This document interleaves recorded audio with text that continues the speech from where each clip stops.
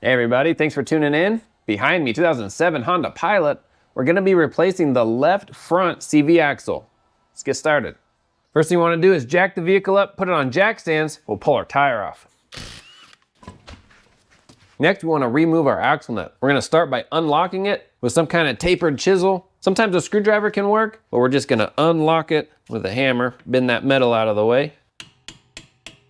There we go. Now I'm gonna use an impact to buzz this off. If you don't have an impact, we can take a flat screwdriver, put it in between the fins of our rotor, and then with a breaker bar, we can break it loose and that'll lock the rotor from spinning on us. Let's see what we can do with our impact.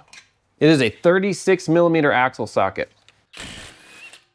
Nice. Now we wanna make sure our CV axle can move freely inside the knuckle. So just push on it. Oh yeah, there we go. No problem. Sometimes they like to seize. If that happens, you just kind of beat on it. Hopefully that gets it free. If not, if it is completely stuck, then unfortunately you have to purchase a whole new knuckle with a wheel bearing and hub. But ours is free. Let's move on. So this is where we deviate from the manual. The manual has you remove the lower ball joint so we can swing the whole knuckle out of the way. Instead, we're gonna remove the strut. I find that to be a little easier. We have a bolt here for our brake line, 12mm. That'll give us a lot of slack with our brake hose. Let me re-angle you. We have a 10mm wheel speed sensor bracket. And then one more connection point right here on the side of the strut. Also 10mm. That gives us plenty of freedom for that. Now let's remove our strut. It's a 22mm on one side and a 24mm on the other side. Tap the bolts out.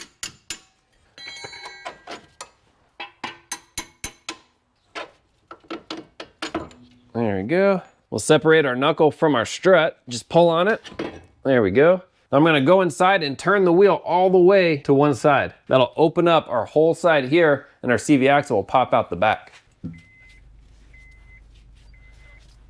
Nice, it opens up this whole side. And as you can see, we still have a lot of slack on our brake hose. So now we'll just push the CV axle through from the front. Get a little hammer.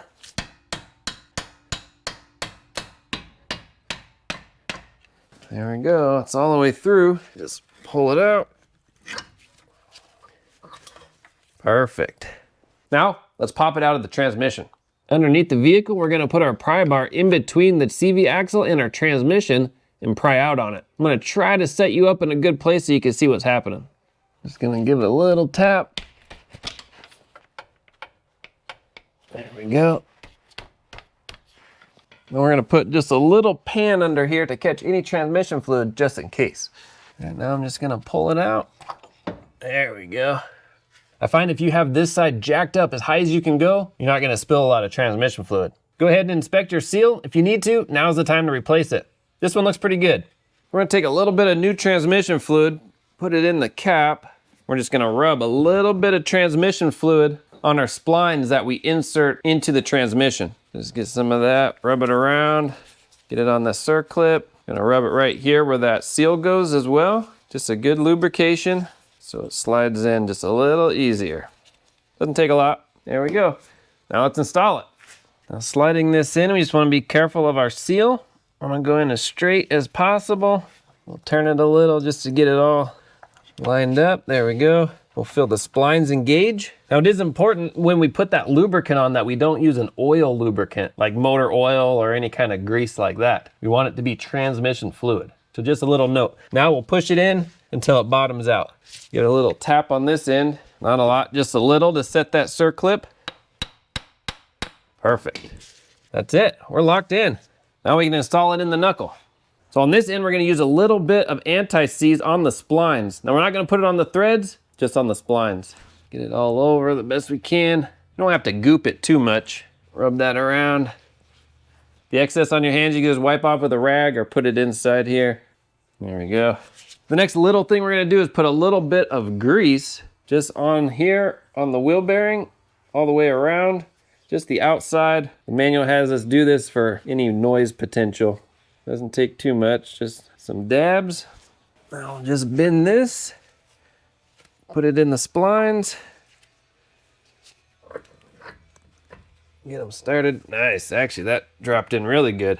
So I'm just gonna let this kind of hang there. We're gonna turn the wheel back so we're facing straight ahead. Back you up a little. I'll just push this in, get it lined up with our strut. There we go.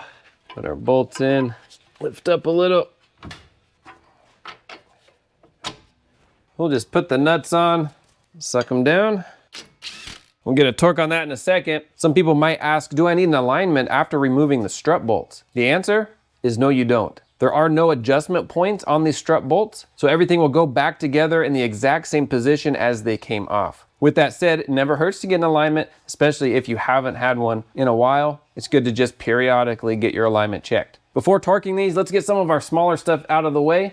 We'll put this back on, that's our 12mm, and this is just good and snug. On the side here, we have our 10mm, again, just snug.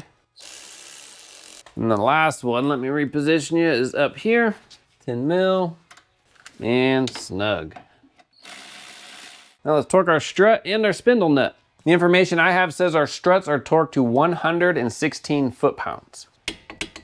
Throw on our spindle nut. We'll throw our screwdriver in the fins, and this is torqued to 210 foot-pounds. Pull it out. Now we'll take our punch and just lock in that little key. And that is it. Good job.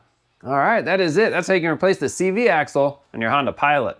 All in all, not too bad. The hardest part will just be separating it from the transmission. Because we have that circlip, you just have to give it that right pressure and it'll pop out. The other thing just to keep in mind is the amount of tension we have on that brake hose. For the most part, there's a lot of slack to work with, but we do want to be mindful we don't want to overstress that hose. It can handle a little tension, but not too much. And that's it. Last thing we want to do is just take it for a good spin, hit some parking lots, turn it all the way to one side, all the way to the other side, and we're listening for new noises or any new vibrations. Thanks for watching. I'll have links in the description for all the parts and tools used. If you have any questions, comments, post down below. See you on the next one. High five.